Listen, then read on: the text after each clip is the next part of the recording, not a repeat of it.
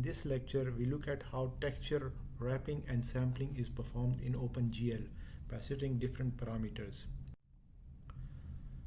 Defining texture coordinates for mapping texture onto rectangles is easy. However, if we have to define texture mapping for complex objects, it can become tricky. OpenGL uses interpolation to find proper texels from specific texture coordinates. This can cause distortions. Here is an example of good selection of texture coordinates where a checkered texture map has been mapped onto a triangle, and it does give the appearance of a triangle. Here is an example of poor selection of texture coordinates. We see that the tip of the triangle has vanished and this edge of the triangle is not obvious. It looks like it's a bumpy surface. Here is an example of a trapezoid. Now texture is mapped differently onto this triangle and then differently onto this. It's scaled differently due to bilinear interpolation. This is also a poor example of texture mapping. To perform proper texture mapping, we need to set the parameters of texture mapping correctly. OpenGL has a variety of parameters that determine how texture is applied to objects. One important parameter is the wrapping parameter, which determines what happens if S and T are outside the range 0 to 1. We'll go into details in the next slide. The next parameter is the texture sampling mode that allows us to specify using area averaging instead of point sampling. Recall that we discussed that it's better to map areas to areas rather than points to points while performing texture mapping. Another parameter is MIP mapping, which allows us to use textures as multiple resolutions so that we can use finer resolutions when we are magnifying the object and lower resolutions when we are making the object small. This will also help in reducing the aliasing effects. Another parameter is the environment parameter, which determines how texture mapping interacts with shading. We use the glTexture parameter function with either an I at the star or an F at a star to set specific parameters of texture mapping. Here is a specific example using glTexture parameter I, where we specify that it's a 2D texture and we are specifying the S parameter of wrapping. Remember that wrapping has S and T, two parameters, S and T. So here we are specifying the S parameter of wrapping and we're telling it to repeat in this dimension, in the S dimension.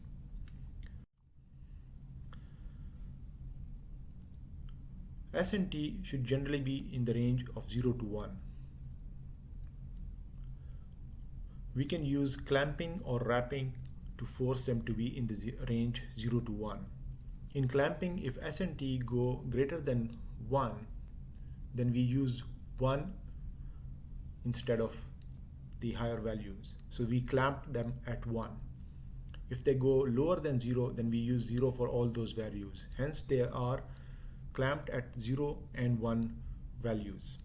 In wrapping, if S goes above 1, then we take a modulo 1 of that value. Similarly, if T goes above 1, we take a modulo of that value. Hence our S and T values will always remain within the range 0 to 1 in wrapping. Here's an example of clamping where we specify the S parameter of texture mapping in OpenGL to be clamped. Clamping will cause the texture in this dimension to remain the same whatever was the last value of the texture, and again in this dimension to be the same. For a checkered texture map, we will get lines like this in this dimension and lines like this in this dimension, and in the diagonal dimension, because our last value was a dark pixel, we get all these pixels as dark values. So hence clamping is not a good way of performing wrapping of texture. Repeat rather gives a more nicer looking texture on the object, where the same texture is repeated in this box as well as in this box and this box. So all four boxes get exactly the same type of texture. This is our actual texture image. Aliasing in texture is a major problem. When we map texture coordinates to the texels array, we rarely get a point that is exactly at the center of the texture. OpenGL supports the following two options for sampling textures: point sampling and linear filtering. Linear filtering is area to area mapping, whereas point sampling is point to point mapping. In point sampling, the value of the texel that is closest to the texture coordinate output by the rasterizer is used. Whereas in linear filtering, the weighted average of a group of texels in the neighborhood of the texture coordinates output by the rasterizer is used. Here is an illustration where if you were to perform point sampling, the value of the bottom left cyan texture, this one would be used to assign a value to this point. Whereas in linear filtering, the average of all these 4 pixel values or texel values would be averaged to assign a value to this point.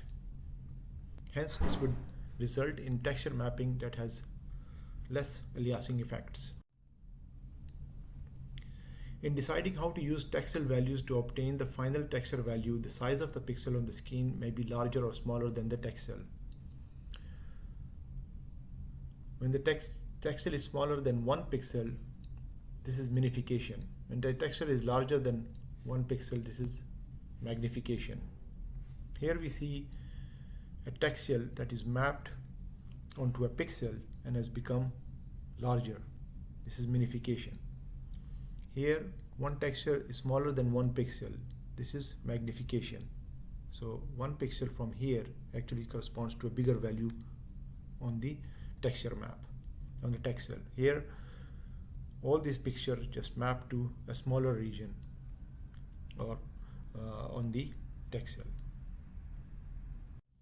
The magnification and minification parameters can also be set using the gltext parameter I command.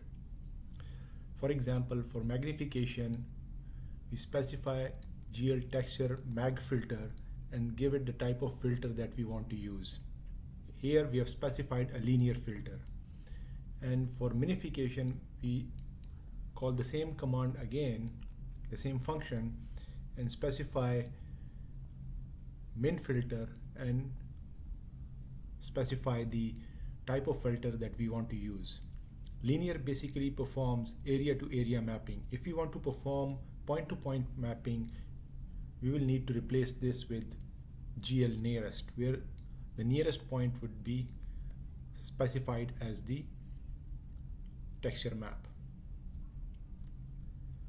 Note that linear filtering requires a border of an extra texel for filtering at edges. That is, border is equal to 1. For objects that project to a smaller area on the screen, we don't need to keep the original full resolution of the textual array. OpenGL allows us to create a series of texture arrays that reduces sizes. For example, for a 64 by 64 original array, we can set up 32 by 32, 16 by 16, 8 by 8, and even 4 by 4, 2 by 2, and 1 by 1 arrays by calling glgenerate minmap. This is the glgenerate mipmap. This is the mip mapping that we have discussed before. And then we give it the parameter gltexture2d. This will automatically generate lower resolution images of the texture map. And when we are performing magnification or minification of the object, the appropriate size image would be used for texture mapping. This would significantly reduce the effects of aliasing. MIP mapping is also sometimes called as MIP mapping, that is it is written separately. It is a technique where an original high resolution texture map is scaled and filtered into multiple resolutions with the texture file. MIP mapping allows for a pre-filtered texture maps of decreasing resolution. So the pre-filtered maps are stored in memory and used as appropriate. This reduces interpolation errors for smaller texture objects. You need to firstly declare the MIP map level during texture definition by calling gltexture2d.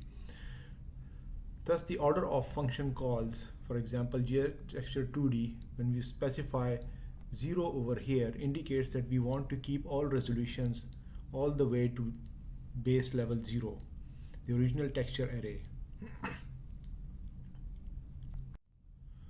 Here are some example outputs with different parameter settings. With point sampling, we get this perspective view of, say, a jetty with straight lines. You could consider them as planks mapped as texture on them. Linear, notice that there are lots of distortion at the low resolution part of the jetty. With linear filtering, this distortion reduces and we get a little bit better texture at the small scale part of the jetty. With MIP mapped point sampling, this further improves. And if you use MIP mapped and linear filtering together, we get the best result. Our texture does not break down at any scale and we get nice texture all the way to a very small scale.